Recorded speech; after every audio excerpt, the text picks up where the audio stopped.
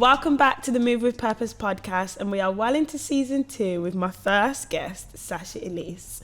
Sash is an entrepreneur, business owner, social media influencer, but most importantly, my friend of years that we just can't count.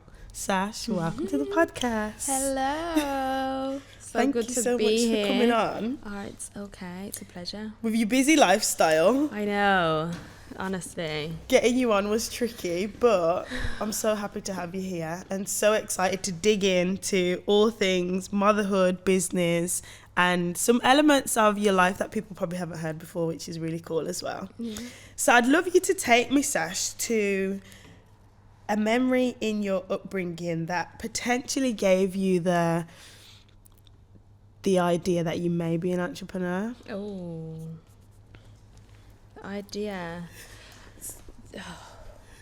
Do you know what? I think for me, it's probably got a bit of a negative background story to it, but I think one of the things were my mum and dad never had like normal jobs. It was always like my dad had blues. Do you know what blues are? No. So it's like an old me. Jamaican thing. Like they would come and it was almost like they'd do gambling and they'd have games, and then he would do drinks, and it was like just a bit of a function. So that was something that he had like just running all the time. Then what else did he have? He had food shops and cafes. He was a drug dealer. So there was just a lot going on.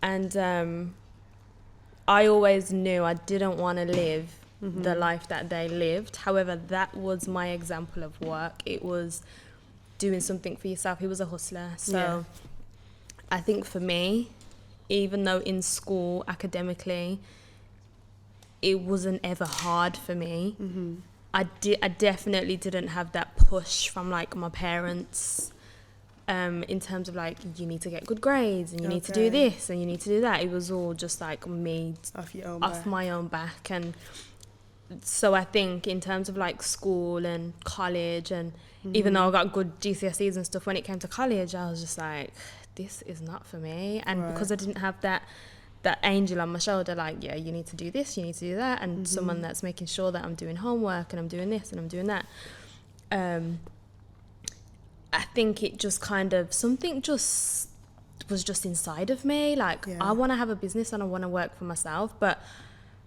I just didn't know what. What would you describe your upbringing to be like? Ghetto. Was you raised by both parents, or who did you live with? Yeah, I was raised by both of them. So they were together, but in a very dysfunctional relationship. So dysfunctional. And my dad, obviously I have a lot of siblings. There's like 16 of us. Wow. Yeah, you didn't know that? I didn't know. I knew you had a lot of sisters, but I didn't know it was 16. Yeah, there's loads of us, and even though there was loads of us, my dad was always present with everyone. So he did what he was capable of. I think he didn't really have the tools to go beyond what he did. And so from what I know now, I wouldn't say he was a present father, but he tried, and he tried to have everyone in his life. But that just meant for me, I just didn't have great role models. I didn't have like that great support. I just didn't have a normal upbringing. It was just quite chaotic, and there was just loads of things that I had to learn for myself, especially like growing older and stuff. Like I had to figure it out on my own, and figure it out through like friends and their families, and seeing other people like go at life, and just seeing what that looked like, and then just like aspiring to be more like that than what I'd been exposed to. So I'd say like it was chaotic, but there was still, as chaotic as it was, there was nice moments. And my family, when I was younger, they were quite connected, so I had a relationship with pretty much everyone. Not a relationship actually, because I was a lot younger than all my siblings and stuff, but are you the youngest? I was going to ask you that. Yeah, by quite a lot as well. Really? So the distance between me and my eldest sister is like like 39 years. That it's crazy. And do you have relationships with most of your siblings, or? The ones that like tried to better themselves. Okay. Yeah, but the ones that just ended up in that dysfunctional pattern, not really, because it's hard to. I mean, I definitely try, but yeah, it's hard. What core values would you say that your parents instilled into you? None. None. Okay, that's interesting. Yeah, I'd say. Okay, no, my dad, I'd say family. Okay. But honestly, I'd probably say that's pretty much it. Wow. Yeah, like they didn't really have values, or if they did, I just was not aware of them. Okay. Whatsoever. So I would pretty much literally say none, yeah. Apart from like family, my dad always made it like, make sure you make an effort with your sisters and your brothers, and you know, you're an auntie, so he always did that, but he didn't ever like show me how to. It was just kind of like, just make sure. And so I always knew that family was important. Yeah, that's it. You lose your mom when you are 18. Yeah. Take me back to that, where you were when you found out. So my mum had cancer, and I think from the moment we found out that she had cancer to her actually passing, there was like a year. Wow. So I had time to kind of like prepare for it, even though I didn't really understand death because I hadn't really had a close person die. But at that time, what was I doing? I was working, and I remember I had to leave my job to kind of care for her because she ended up on bed rest. Like, she had to be at home all the time. She needed someone to care for her because there was just a lot going on. She ended up having like her bladder removed, so she ended up with a stoma bag. Do you know what one of those are? It's like a little, it's like this, they basically, your bladder ends up on like the outside of your stomach rather than like you urinating properly, and then you just have a bag that has to be changed all the time. But with her being so ill and everything else, like she just couldn't do it. So it's like someone had to be there 24/7. Yeah. And like, you know, on the NHS, they don't provide that unless it's literal like end of life palatal care kind of thing. So that went on for a while, and I had to try and juggle work and that, and I just couldn't. So I ended up leaving to look after her, but that was hard because at 18. Wow. I'm in a relationship at the time as well, so it was like I'm juggling that. And then I didn't have the best relationship with my mom, so I was like angry that I had to do that, because it's just like I'm at having her to or at the situation. I don't know who I was angry at. I just know that I felt angry because I was just like, I've got to give up all of this, and I've got to like sacrifice so much, and I just felt like she'd never sacrificed for me. Right. So I think it was just kind of like I don't know who I was angry at, but I just know that there was just anger there, probably resentment. And but you continued to do it anyway. Yeah, because I had to. It was one of them ones, like I didn't have the best relationship with her, but I loved my mom because she was my mom at the end of the day. But it did used to make me angry, because I used to think like, why do I love you more than you love me? Do you know what I mean? So I would say throughout that duration, our relationship definitely got a little bit better, because something happens when you have to care for someone. Yeah. And I was no longer relying on her to care for me. It was just like I was pretty much an adult. I mean, I'm still a teenager, but I'm an adult. Like, I'm looking after myself and stuff. And so, was there a shift in how she reacted to you caring for her? Like, was she willing to take the support? What did that look like? Yeah, so my mum's like, she's always been needy. So it's like, even though she was the way that she was always very needy. Yeah. But it was just like, she didn't know how to deal with like a child being needy and needing their needs met. Do you know what I mean? But I think I just learned from just wanting the opposite, how to care for someone, even though I hadn't really received that myself. Yeah. And so she was open to it, and I think she was happy because she could see like the way that I was changing towards her. So she welcomed that with like everything, do you know what I mean? And at the end, she was very, she regretted a lot, and she was just constantly apologizing and just, you know, just very apologetic. And I'd probably say proud. Like, she was proud, like, of you. Yeah, like I'm proud of the person that you became, even though I know it's probably not because of me. Right. Like I'm proud because, like, where are my other kids? And do you know what I mean? It's just like, you're here. But I just felt like I had to, because it's just like, if I'm not here, who's gonna be here? Do you know what I mean? And I've never been like an evil person. I never had, regardless of how someone's treated me, I've never like felt like, oh, I want to treat you the same way back. So yeah, that it definitely caused a shift in our relationship. And I'd say at the very end of her life,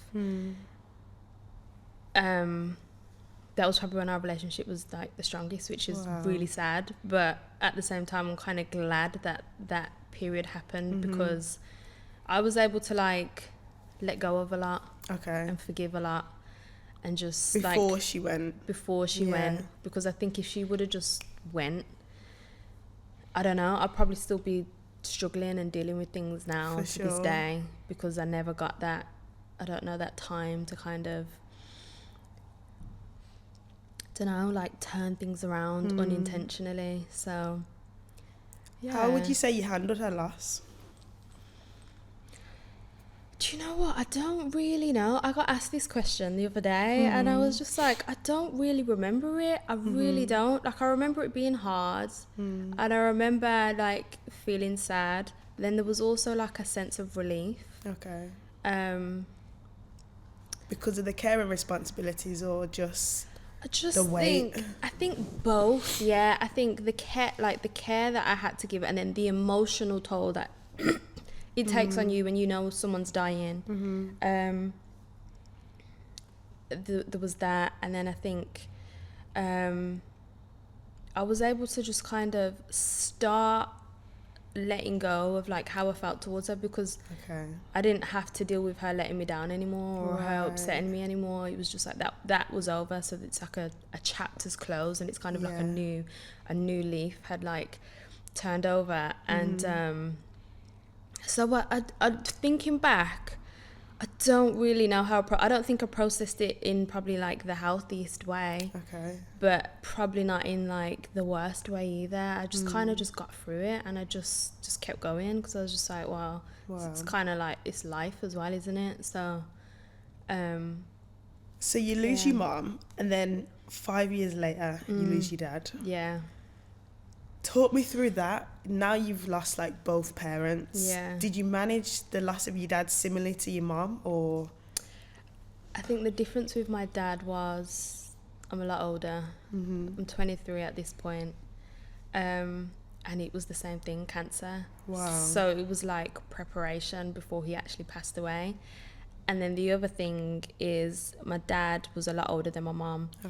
So for the last, I'd probably even say even when my mom was passing away, it was almost like I had took the role of caring for him.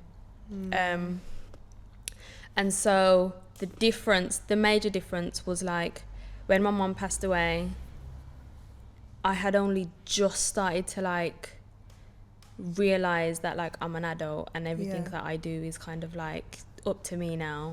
Whereas by the time my dad had passed away, I was fully immersed in that, and I didn't rely on him for he relied on me.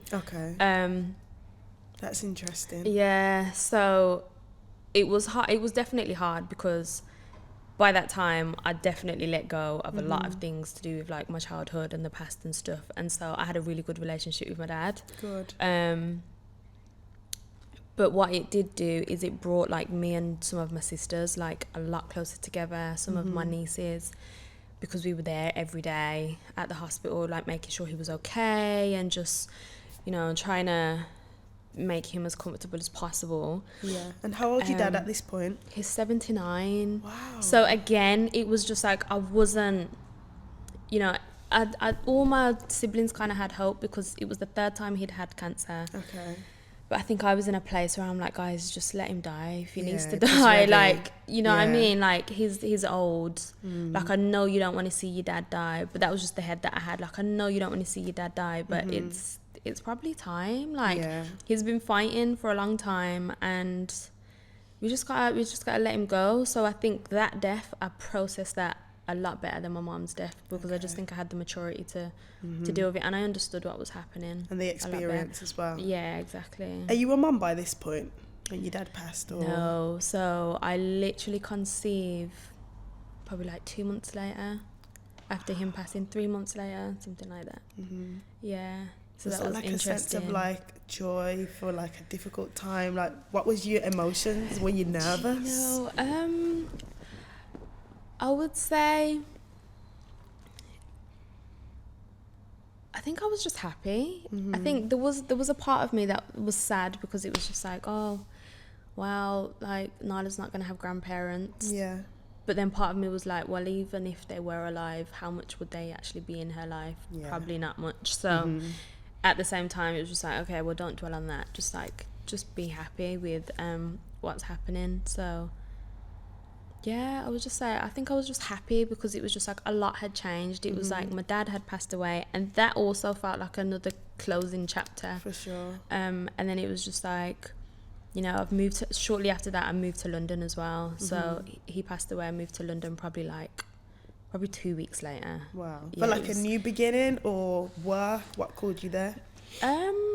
I always wanted to live in London, like again from like a young age. I don't know why, because I think I visited London once for a wedding with my dad when I was younger, and after that I was just like, I want to live here. Like, there was just so much going on. The people just seemed like so fast and just so, and it just interested me, excited me, and so I always had like the desire to want to move to London, and so that was the plan, obviously, with my partner at the time.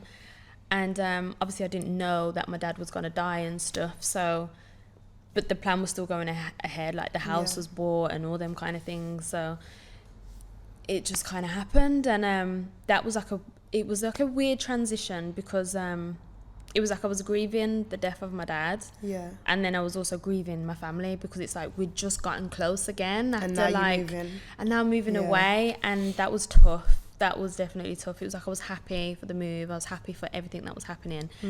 But then I had to deal with all this, and then, you know, just feeling alone in like this new place, and you don't know anyone there, and your family's not there, and then now you're pregnant, and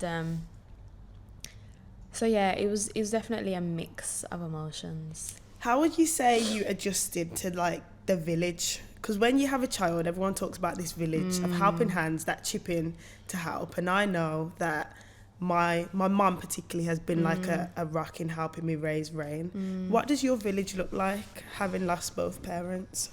You know what, it didn't really exist. Like, really? Yeah, I would say because one, I was in London, then we went into lockdown. So there was no one really. I mean, my sisters, and there's a few nieces and stuff that I have that are like similar age, a bit older, a little bit younger. They were always present and they were always around, but that was more like phone calls. Yeah. Because the distance was just so much, and then there was COVID, and so I think they saw her maybe like once, and then they saw her again when maybe she was like 6 months, and it was very gappy. And so that I'd say the village didn't exist for a very long time, and then even with his side of the family, because of COVID and stuff, like you restricted. It just wouldn't happen. And you know, his mum was very like nervous of the whole COVID thing, and she felt really bad about it. She was just like, I just feel really bad, like you guys are on your own with this new baby, and da-da. But it was how did you cope? I don't know, because I like to drop Rain off frequently before. Do you know what? I think when you have no option, right, survival mode. Yeah, it's just like you just got to do what you've got to do. Do you know what I mean? Like I didn't know anything else. It's not like I expected to have loads of people that for sure I could rely on, I could depend on. It was just like, no, like we've got to do this. Like, this is kind of like the unit that we have, and we just gotta make do and get through it. Is there ever a point where you realise that you need external help? Oh, 100%. I'd say when Nala got to like 2. Oh, the terrible twos. When she got to like 2, and then obviously me and her dad had separated. Yeah. That's when I was just like, oh my goodness, what is going on? Like, this is shock to the system. Insane. Yeah. And it was just like, we would get ill a lot. Yeah. And it made it so difficult. Like, every 2 weeks I was ill, I was run down, and I just couldn't nursery shake colds. it. And I don't know, because the doctor did say, like, you know, when they go nursery, they get ill, but no word of a lie, it was every 2 weeks. And it was like, my body was just like flooded with the flu. Every 2 weeks I was weak, and there was just always something, so I was always missing things. I had to cancel things, and it was a nightmare. And that probably lasted for about 1.5 years. Wow. Probably longer, probably 2 years. Yeah, I'd say probably 2 years. But I also think, like, looking back now, I think I also understand that was like an emotional thing as well. Okay. Like, when you are going through it, like stressed out, depressed, like whatever it is, your body and your health like is impacted. For sure. And so where I'm trying to figure out, like, what's wrong with me? But as soon as I kind of came out of that pit of like depression and just being like that left, and it's just like I just started getting ill again like a normal person rather than every 2 weeks.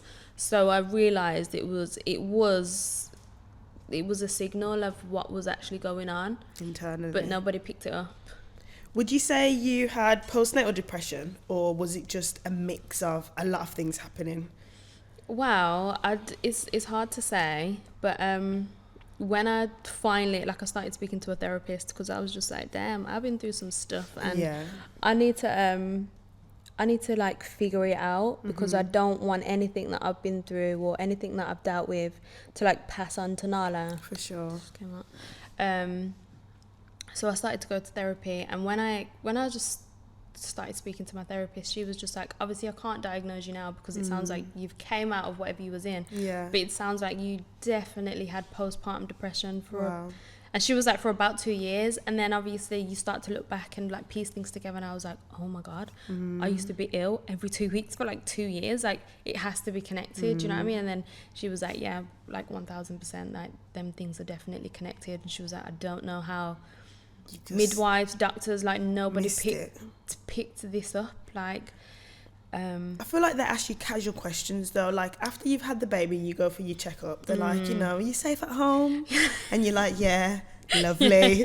They tick the box and they move on. Yeah, it's true.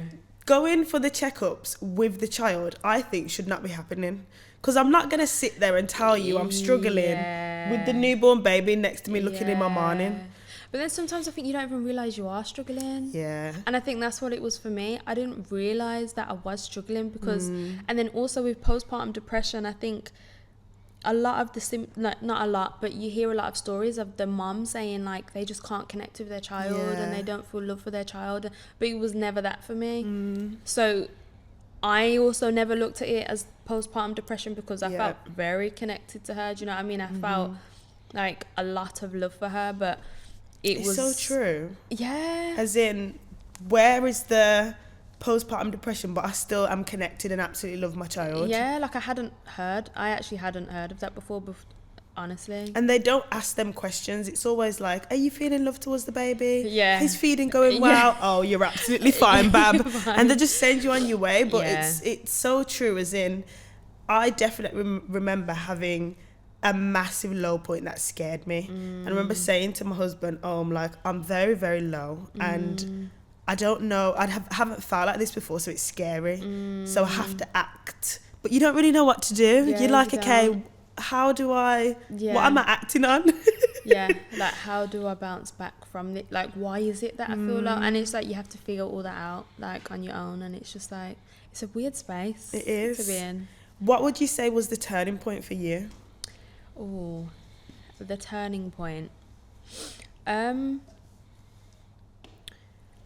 would say, I think I just got to a point where I was just looking back at like the past, how long, probably the past 18 months, and just looked at just things that were going on and decisions that I was making and how I'd been feeling. I was just like, I've had enough of this. Like, what is going, like, I almost didn't recognize myself. And I was just like, I have had like an absolute enough of this. And then I'd say it's at that point when I started to take my relationship with God more seriously again. And I would say it's from that point where things just started to get better. But before that, I didn't know what I was doing, honestly. And from the outside looking in, you would never have thought it, because I sit back now and I say to my friends, like, how did nobody intervene? How was there not like an intervention with everyone? Because what was going on with me? Like, how did you like not recognize? And I was just like nobody. But I think just knowing me, knowing myself, and then now just looking back, I'm just like, girl, you were so lost, and you were just going through it. And so your relationship with God deepens. What did you start to do more of or less of? I would say it was a very supernatural moment when that happened for me. So a little backstory. So I was in Miami with the girls. Okay, let's go. I was in Miami with the girls, and we was having a conversation about just all things like witchcraft and all these kind of things. And at the end of that conversation, I remember saying to them, if I was to die right now, I know that I'm going to go to hell. Okay. But I'm not ready to live for Jesus yet. And I just said it so casually, and just so like I look back and I just think, oh my goodness, like that is scary. That is where we can be when we're in the world, like when you're just so caught up. Because, and the thing is, like, I knew better. There was a part of me, there was something inside of me that knew better, that knew the right things to do, that knew I had to like submit my life to God, and I just wasn't ready. Anyway, honestly, probably about 7 days later, I get back home, and I had that conversation I didn't even have that conversation with myself. I was just sat in my living room, and I was just like, this is not it. And I was just praying, and I was praying, and I was praying, and I just felt a presence. Right. And like that was it. And I started crying, and I was just praying and crying and praying and listening to worship music, and which was that was just unlike me, because for the past 2.5 years I hadn't been able to like really pray or read my Bible, or not in any kind of capacity or like a routine way. It would probably be like once every 6 months. Do you know what I mean? Like just really. And then it was just like I had this encounter that I'd never had before in my life. No way.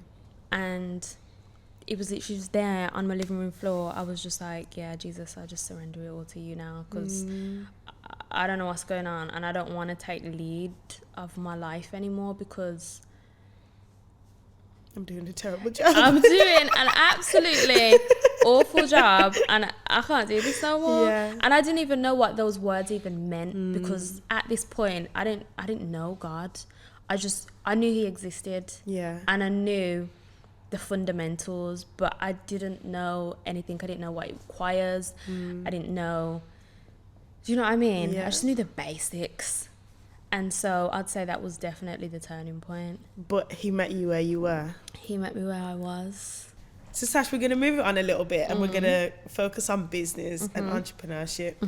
Talk to me about the most challenging periods of launching Nala's baby. Of launching,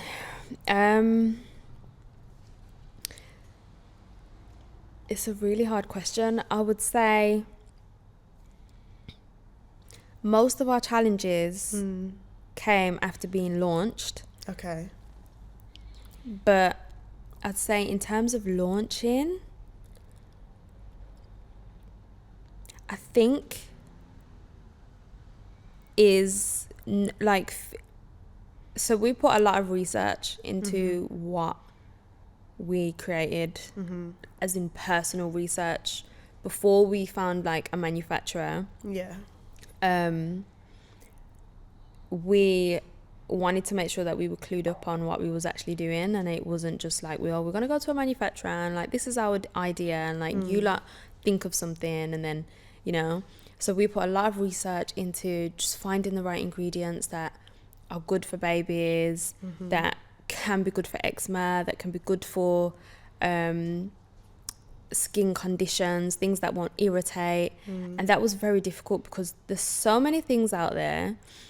And then it was learning that like certain ingredients mixed together, how they can cause adverse reactions and all this kind of stuff. So I would say the amount of like research and stuff that went into what we were creating, and then taking that to a manufacturer, and then them coming back and saying, okay, well, you can't use this because X, Y, Z.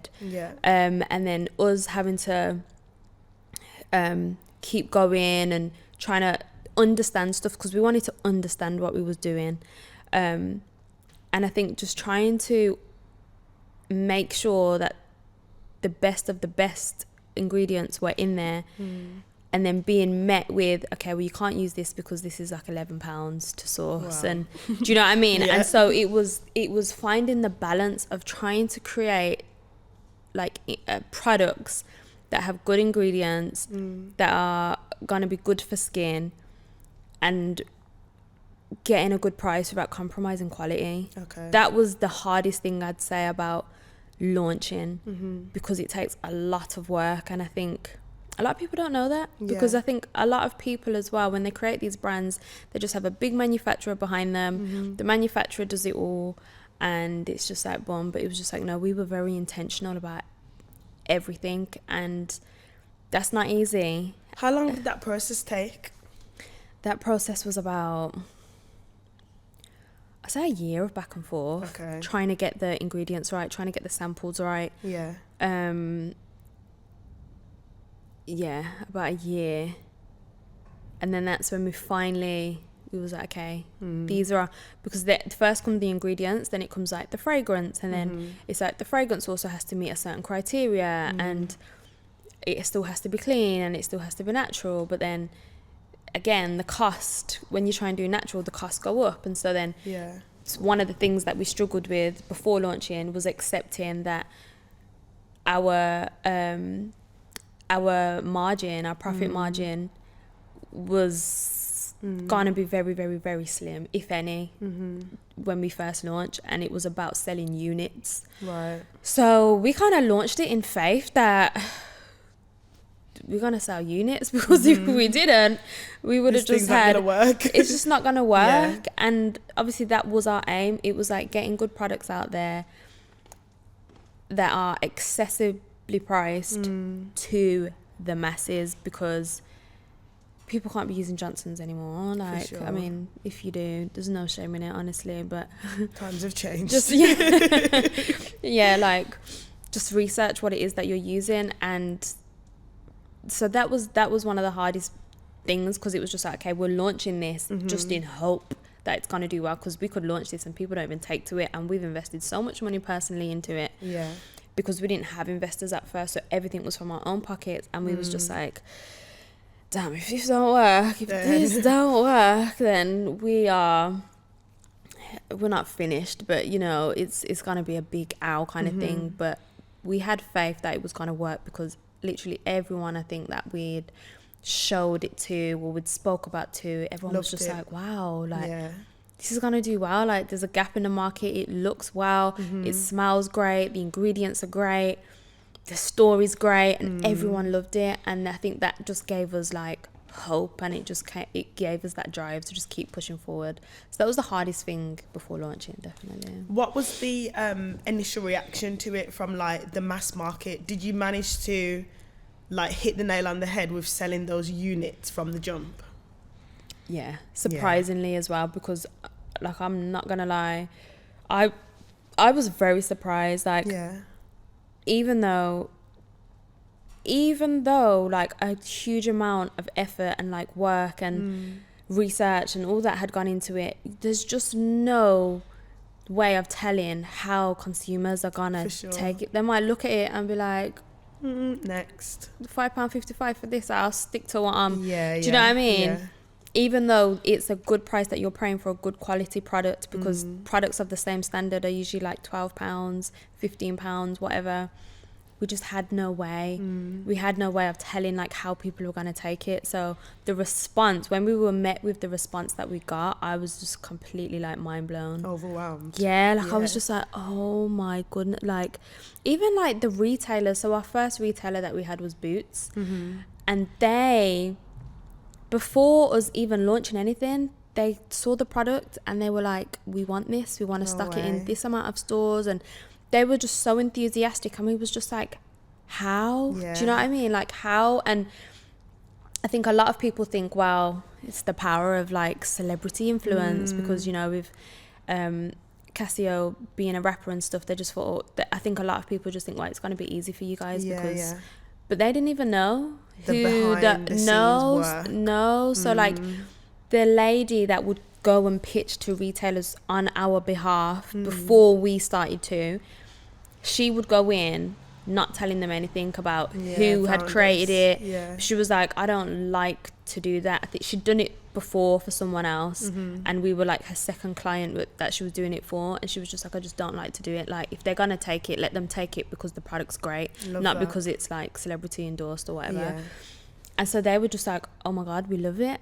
And I think that for us was just like, oh my god, like it's not because like of who you are, like they actually appreciate the product, they think it's going to do well, they see it fitting in with what they already have, and that was just like really nice. Does it sometimes take away from the hard work that you put in when you hear those comments that Nala's is a success because of Sash and Crept?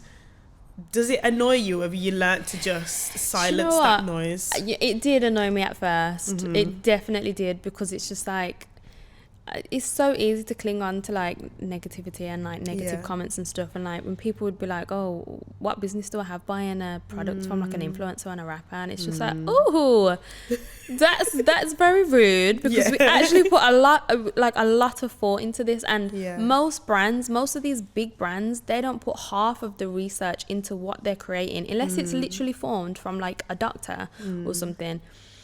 And even then, sometimes, depending on where that passion is driven from, and it could, most of the time it is just from a business point of view, like that was never our drive. Our drive was about wanting to create good products for our newborn baby that we trust. Do you know what I mean? Like there was a lot of thought that went into it. So like when people would say them things, it was kind of like disheartening, because it's just like, that was never us. It was never about just putting our name on something and then just like putting something out there. Like it came from a very intentional place. So it was disheartening, but now I've just got to a point where I'm just like, oh, people are going to do that, aren't they? Yeah. Next. I don't think it matters who created it. Like there's always going to be like them people. So. And you know what's interesting as well? People are so small-minded in that they always label you to what they've first known you as. So like you said, like people will be like, oh, I don't want to buy from an influencer and a rapper. But how many different hats do you wear that people can't adjust to because they first were introduced to you as an influencer? Yeah, it's which so is true. often so annoying. Yeah. Like I'll go to places and people are like, oh, there's Romanah the dancer. I'm like, I don't even dance that much anymore. Like, you build things, and people always refer back to you as the first thing they knew you as. Yeah, it's true. How do you separate yourself from the opinion of others, having such a big following? Do you know what? There's, me personally, I've just got to a place where I think at first it was very hard to separate yourself from the opinion of others, and it's easy to like absorb that as well. But now I'm just in a place where honestly I don't even see it. Really? Like people can't message me, and this might seem extreme, but like people can't message me on Instagram. Good. So many things are limited. Like certain comments just won't pop up on my I think because I've been doing this for so long, I know the things that people will try and say to try and trigger you, or to send a hateful comment. So all them things are just like, people can't get to me. They don't have the access to me. And I think once I removed that access, I just had a lot more peace, because it's just like, you might think whatever and you might want to say whatever, but you're sending that message and I don't even see it. So it's like, carry on. Yeah, so I think that's enabled me to just kind of like separate myself from like the opinions. Then there's like the blog pages and all that kind of stuff where things go on there, good, bad. I just have learned to look at that as like, and this isn't necessarily always true, but when they say like all publicity is good publicity, traction, it's just like, at the end of the day, I just look at it from that angle now. I don't care what people are saying. It's just, that's how I view it. And what would you say is next for Nala's Babies? Like, what's your next big vision for it, if you can share? Where do you see it in the next 5 years? So the vision that I've always had is kind of like a one-stop brand for like your kid throughout their journey. Okay. So from newborn to baby to toddler to child to tween, teen, whatever. And so what that kind of looks like, and I don't know how long these things are going to take, but the next step is developing like an adult range and a kids range, and so developing products, but then also moving on to things educational and you know, toys and clothing and tech. Like there's so much that can be done. And so even though it started from like wanting to, you know, put the best products like on your child's skin, there's so much more when it comes to loving your child, like and it's just wanting the best in every area. Not every area, because I feel like it's going to be very difficult to be like a jack of all trades when it comes to like, but the go-to brand. Just the go-to brand for like some very important things throughout the development of a child's life basically is the vision. And I feel like I've told you this already, like off camera, but you know that Nala's Baby is like all over my household. And not even for my daughter, because remember when Ray was first born, I was like, Sash is here, you sent me the package, and we haven't stopped using it since. But my husband uses it more than anybody else. Really? For his eczema.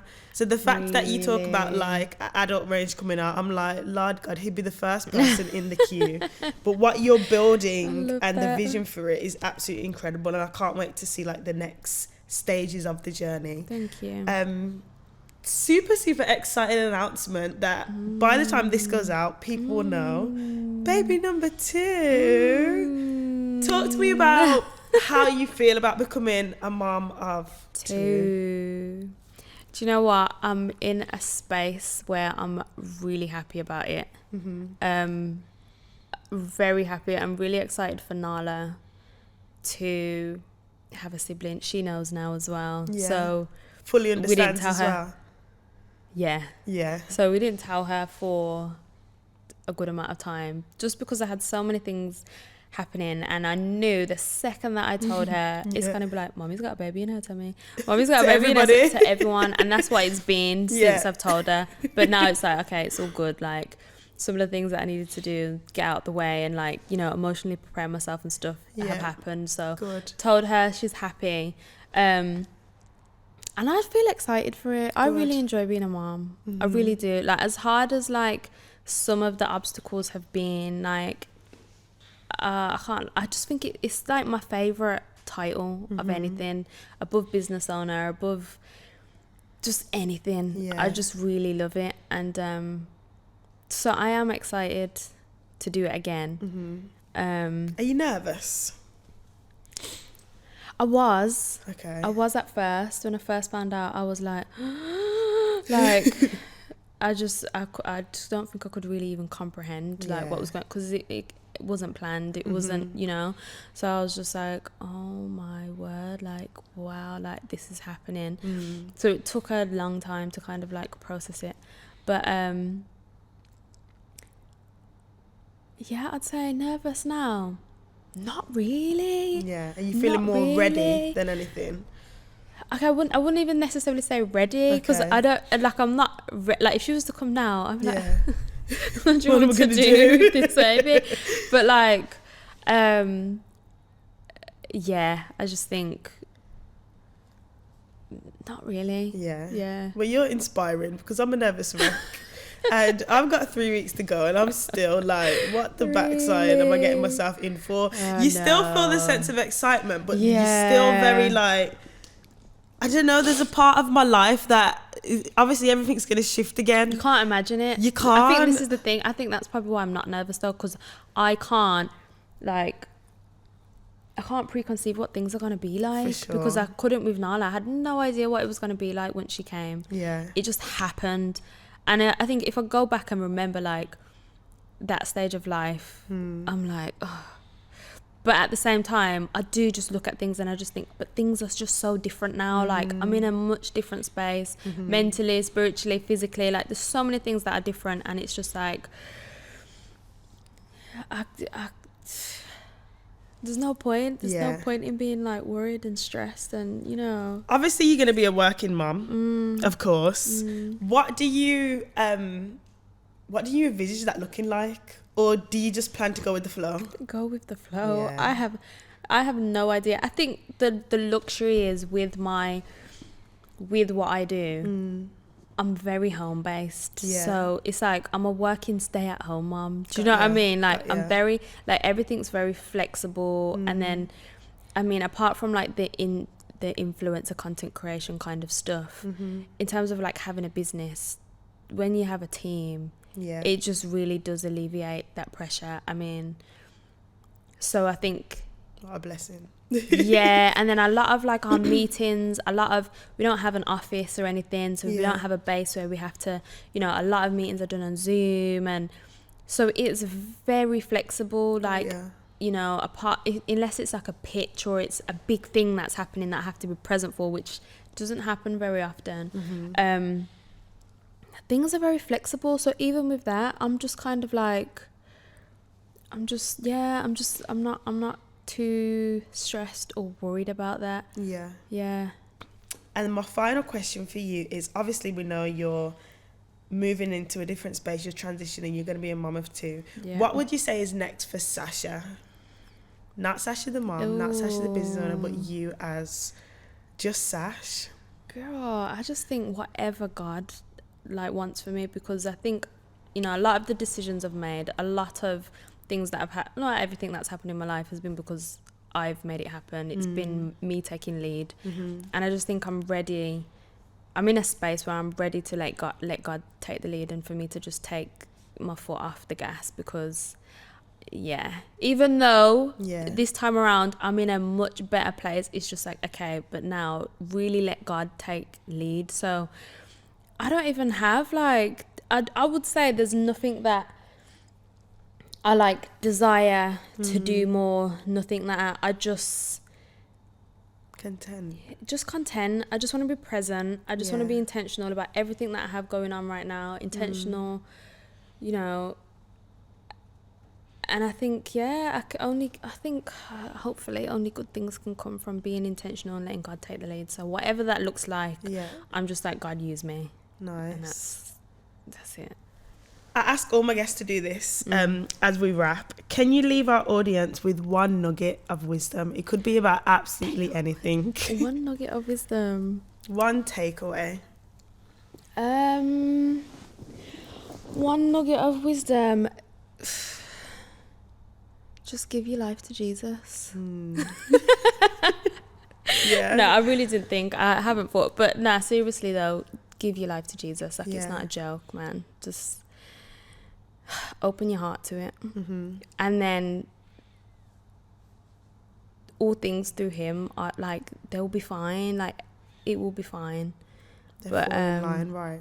Yeah, I just think it's great to have aspirations in life. It's great to have goals. It's great to, you know, want to do all things and achieve all things. But at the end of the day, when it comes down to the nitty gritty, the only thing that actually is gonna go on forever, I can't remember the line in the Bible, but it's like hope, faith, and love, and just like knowing Jesus, like that comes through knowing Jesus. And you know, so Love that. Thank you, Sash. Thank you so much for joining me. You're welcome.